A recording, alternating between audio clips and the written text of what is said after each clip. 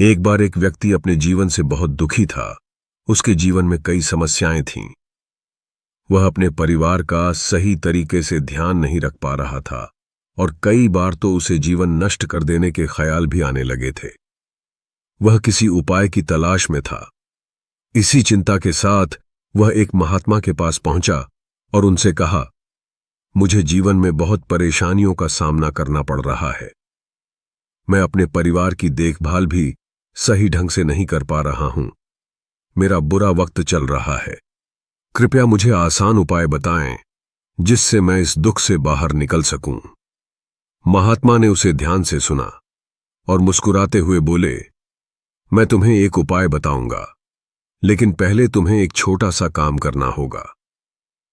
पहाड़ी के पास एक मंदिर है और उसके पास चींटियों का एक घर है।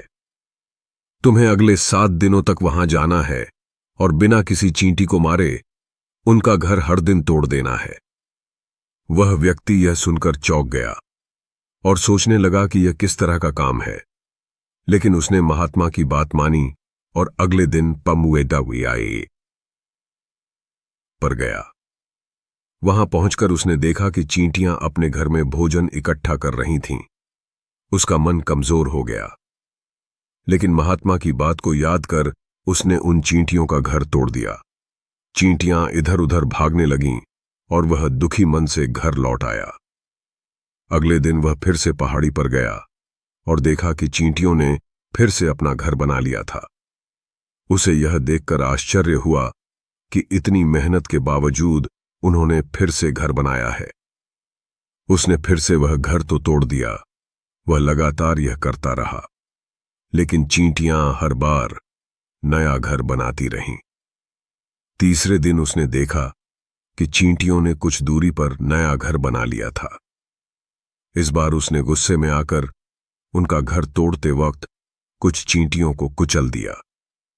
जब उसने यह देखा तो उसका दिल भारी हो गया। वह समझ नहीं पाया कि महात्मा उससे ऐसा क्यों करवा रहे हैं। उस रात उसे अपने के पर पछतावा हुआ और अगले दिन वह चींटियों के लिए आटा लेकर आया और उन्हें खिलाया। 7वें दिन वह महात्मा के पास पहुंचा और बोला, महात्मा जी, मैंने चींटियों का घर कई बार तोड़ा, लेकिन अंत में मैं खुद को रोक नहीं पाया।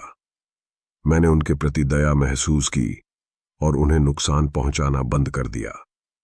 अब मुझे कोई रास्ता नहीं दिख रहा है जिससे मैं अपने बुरे समय से बाहर आ सकूं। महात्मा ने मुस्कुराते हुए कहा, बेटा, मैं तुम्हें चींटियों का घर तोड़ने के लिए नहीं भेजा था। मैं चाहता था कि तुम उनसे कुछ सीखो। पहली बात, तुमने देखा कि चींटियों ने हर बार अपना घर तोड़ा जाने के बाद भी हार नहीं मानी। हर बार वे अपना नया घर बनाती रहीं। यही जीवन का सबसे बड़ा सबक है। चाहे जितनी भी बार तुम्हारा जीवन कठिनाई से भरे, तुम कभी हार मत मानो, बार बार प्रयास करो, क्योंकि जब तक तुम हार नहीं मानते, तुम वास्तव में हारते नहीं हो। उन्होंने आगे कहा, दूसरी सीख यह है कि जब बुरा समय आता है तो हमें लगता है कि यह समय कभी नहीं जाएगा, लेकिन यह समय भी एक दिन गुजर जाएगा। जीवन में धैर्य और निरंतर प्रयास ही सफलता का मूल मंत्र है। तुमने चींटियों से यह सीख लिया है कि चाहे कितनी भी कठिनाइयां आए, हमें हमेशा आगे बढ़ते रहना चाहिए।